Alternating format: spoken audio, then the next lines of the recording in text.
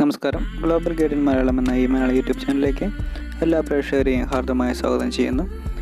Suzuki എന്ന കമ്പനിയിൽ നിന്നും പുറത്തിറക്കുന്ന ജിക്സർ എന്ന മോഡലിൽ എങ്ങനെ എഞ്ചിൻ ഓയിലും ഓയിൽ ഫിൽറ്ററും മാറ്റാമെന്നതിനെക്കുറിച്ചുള്ള വീഡിയോ ആണ് ഇവിടെ ചെയ്യുന്നത്.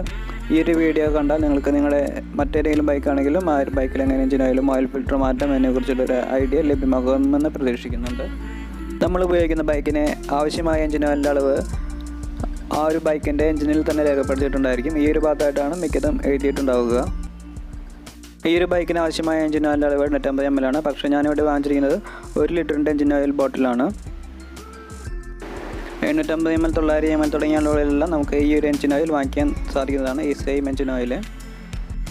ഒരു എഞ്ചിൻ ഓയിൽ വാങ്ങിക്കാൻ നമ്മളൊരു ഷോപ്പിലേക്ക് ചെല്ലുമ്പോൾ നമ്മൾ എഞ്ചിൻ ഓയിലിൽ ശ്രദ്ധിക്കേണ്ട പ്രധാനപ്പെട്ട കാര്യങ്ങളെന്ന് പറയുന്നത് എഞ്ചിൻ ഓയിലിൻ്റെ ഗ്രേഡ്, വിസ്കോസിറ്റി, API തുടങ്ങിയ കാര്യങ്ങളൊക്കെയാണ്. ഈ പറഞ്ഞ കാര്യങ്ങളെല്ലാം പല ബൈക്കിനും പലതരത്തിലായിരിക്കും അളവും കാര്യങ്ങളൊക്കെ വരുന്നത്. അതുകൊണ്ട് നിങ്ങളുടെ ബൈക്കിൻ്റെ മാനുവൽ പുസ്തകത്തിൽ എത്തരത്തിലാണ് എഞ്ചിൻ ഓയിലിൻ്റെ ഗ്രേഡ്, വിസ്കോസിറ്റി തുടങ്ങിയ കാര്യങ്ങളെല്ലാം രേഖപ്പെടുത്തിയിട്ടുള്ളത് എന്ന് നോക്കുക. അതിനനുസരിച്ചിട്ടുള്ള എഞ്ചിൻ ഓയിൽ വാങ്ങിക്കുന്നതാണ് നല്ലത്. ഇപ്പോൾ നമ്മളെല്ലാവരും എഞ്ചിൻ ഓയിൽ വാങ്ങിക്കുമ്പോൾ കാര്യമായിട്ട് ശ്രദ്ധിക്കാത്ത കാര്യമാണ് കാലാവസ്ഥ എന്ന് പറയുന്നത്. പക്ഷേ ശരിക്കും കാലാവസ്ഥയ്ക്ക് അനുസരിച്ചിട്ടുള്ള എഞ്ചിൻ ഓയിൽ തിരഞ്ഞെടുക്കുന്നതാണ് നല്ലത്. ഇങ്ങനെ കാലാവസ്ഥയ്ക്ക് അനുസരിച്ച് എഞ്ചിൻ ഓയിൽ തിരഞ്ഞെടുക്കുമ്പോൾ അതിൻ്റെ ഗ്രേഡ്, വിസ്കോസിറ്റി മുതലായവയിലെല്ലാം മാറ്റമുണ്ടാകും. അതിനെക്കുറിച്ചെല്ലാം പിന്നീട് വിശദമായി പറയുന്നൊരു വീഡിയോ നിങ്ങൾക്ക് ലഭ്യമാകുന്നതായിരിക്കും. എഞ്ചിൻ ഓയിൽ പ്രധാനമായും 3 തരത്തിൽ ലഭ്യമാകുന്നതാണ്. നമ്മളിപ്പോൾ ഇവിടെ ഉപയോഗിക്കുന്നത് ടെക്നോ സിന്തസിസ് എന്ന വിഭാഗത്തിൽപ്പെടുന്ന എഞ്ചിൻ ഓയിലാണ്. ജിക്സർ എന്ന മോഡലിൽ സെമി സിന്തറ്റിക്, ഫുള്ളി സിന്തറ്റിക് എന്നീ 2 വിഭാഗങ്ങളിൽപ്പെടുന്ന എഞ്ചിൻ ഓയിലുകളാണ് ഉപയോഗിക്കാൻ സാധിക്കുന്നത്. നമ്മളിപ്പോൾ ഉപയോഗിക്കുന്ന ഈ ഒരു എഞ്ചിൻ ഓയിൽ സെമി സിന്തറ്റിക് വിഭാഗത്തിൽപ്പെടുന്ന എഞ്ചിൻ ഓയിൽ തന്നെയാണ്. ഈ ഒരു എഞ്ചിൻ ഓയിലിന് MRP വിലയായി കൊടുത്തിരിക്കുന്നത് 575 രൂപയാണ്. ഓയിൽ ഫിൽറ്ററിന് MRP ആയിട്ടൊന്നും കാണാൻ സാധിച്ചില്ല. എൻ്റെ കയ്യിൽ നിന്ന് വാങ്ങിച്ചത് 60 രൂപയുടെ അടുത്താണ്.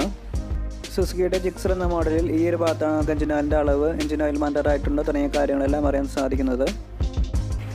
എഞ്ചിൻ ഓയിൽ മരുന്നിനായി ബൈക്ക് ഡബിൾ സ്റ്റാൻഡിൽ ഇടേണ്ടതാണ്. അതോടൊപ്പം തന്നെ എഞ്ചിൻ തണുത്തിരിക്കാൻ പ്രത്യേകം ശ്രദ്ധിക്കണം. ചുരുക്കം ചില ബൈക്കുകളിലെല്ലാം എഞ്ചിൻ ഓയിലിൻ്റെ അളവ്, എഞ്ചിൻ ഓയിൽ മാറ്റാറായിട്ടുണ്ടോ തുടങ്ങിയ കാര്യങ്ങളെല്ലാം അറിയുന്നത് ഇത്തരത്തിലാണ്. ജിക്സറിൽ ഓയിൽ ഫിൽറ്റർ ഇരിക്കുന്നത് ഈ ഒരു ഭാഗത്താണ്. ചില ബൈക്കുകളിൽ ഓയിൽ ഫിൽറ്റർ ഇരിക്കുന്നതിന് എഞ്ചിൻ്റെ കവറിങ് ഒക്കെ അഴിക്കേണ്ടതായിട്ടുണ്ടാകും. ബൈക്കിൽ നിന്നും എഞ്ചിൻ ഓയിൽ പുറത്ത് കളയാൻ സഹായിക്കുന്ന ഭാഗത്തിന് ട്രെയിൻ പ്ലഗ് എന്നാണ് പറയുന്നത്. ആ ഒരു ട്രെയിൻ പ്ലഗിൽ ട്രെയിൻ നെറ്റ് ഉപയോഗിച്ച് ടൈറ്റ് ചെയ്തിട്ടുണ്ടാകും. ഈ ഒരു ട്രെയിൻ നെറ്റ് ലൂസ് ചെയ്ത് കഴിഞ്ഞാൽ നമുക്ക് ജിക്സറിൽ നിന്ന് എഞ്ചിൻ ഓയിൽ പുറത്ത് കളയാൻ സാധിക്കുന്നതാണ്. ജിക്സറിൽ ട്രെയിൻ നെറ്റ് ഇരിക്കുന്നത് ഈ ഒരു ഭാഗത്താണ്. നമുക്ക് ഈ ഒരു ട്രെയിൻ നെറ്റ് ലൂസ് ചെയ്തുകൊണ്ട് എഞ്ചിൻ ഓയിൽ പുറത്ത് കളയാം.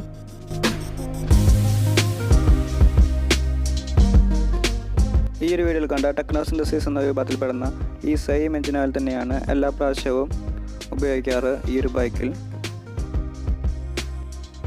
ആ ഒരു എഞ്ചിൻ ഓയിൽ ഇപ്പോൾ നല്ല രീതിയിൽ കറുത്ത് പോയിട്ടുണ്ട്. പുതിയ എഞ്ചിൻ ഓയിൽ ഈ ഒരു വാഹനത്തിൽ നിറയ്ക്കുമ്പോൾ നിങ്ങൾക്ക് പുതിയ എഞ്ചിൻ ഓയിലിൻ്റെ നിറം എത്തരത്തിലാണെന്ന് മനസ്സിലാക്കാം. ഡ്രൈ നെറ്റ് മണ്ണും പൊടിയൊന്നും ആകാത്ത രീതിയിൽ മാറ്റിവെക്കുക.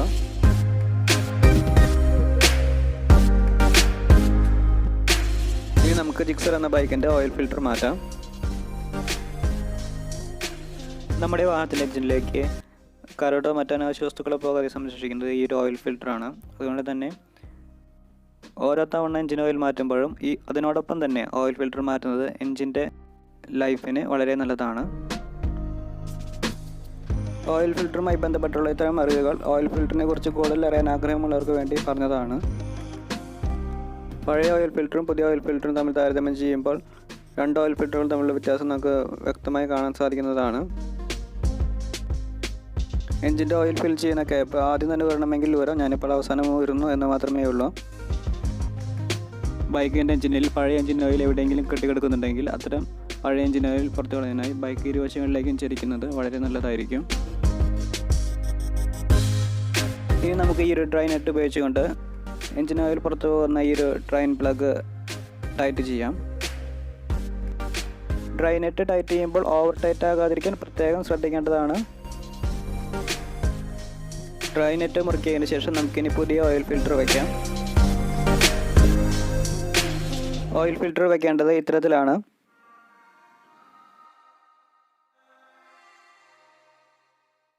ഇപ്പോൾ ഈ വീഡിയോ കാണുന്ന എല്ലാവർക്കും എങ്ങനെയാണ് ഓയിൽ ഫിൽറ്റർ നമ്മുടെ ബൈക്കിൽ വയ്ക്കേണ്ടത് എന്നതിനെക്കുറിച്ചൊരു അറിവ് നൽകാൻ സാധിച്ചു എന്ന് വിശ്വസിക്കുന്നു. ഇനി നമുക്ക് നമ്മുടെ ബൈക്കിലേക്ക് പുതിയ എഞ്ചിൻ ഓയിൽ എപ്രകാരമാണ് നിറയ്ക്കേണ്ടത് എന്ന് നോക്കാം.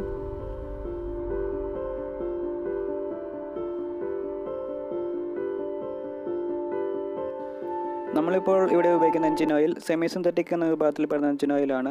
സെമി സിന്തറ്റിക്കിൽ ടെക്നോ സിന്തസിസ് എന്ന ഒരു ചെറു വിഭാഗമാണിത്. ഫുള്ളി സിന്തറ്റിക് എന്ന വിഭാഗത്തിൽപ്പെടുന്ന എഞ്ചിൻ ഓയിലും ജിക്സർ എന്ന മോഡലിൽ ഉപയോഗിക്കാൻ സാധിക്കുന്നതാണ്. ഫുള്ളി സിന്തറ്റിക് ഓയിൽ ഉപയോഗിക്കുമ്പോൾ ബൈക്കിൻ്റെ പെർഫോമൻസിൽ നല്ല രീതിയിലുള്ള മാറ്റം നമുക്ക് അനുഭവിച്ചറിയാൻ സാധിക്കുന്നതാണ്. അതുപോലെ തന്നെ ഫുള്ളി സിന്തറ്റിക് എഞ്ചിൻ ഓയിലിൻ്റെ വിലയിലും വ്യത്യാസമുണ്ട്.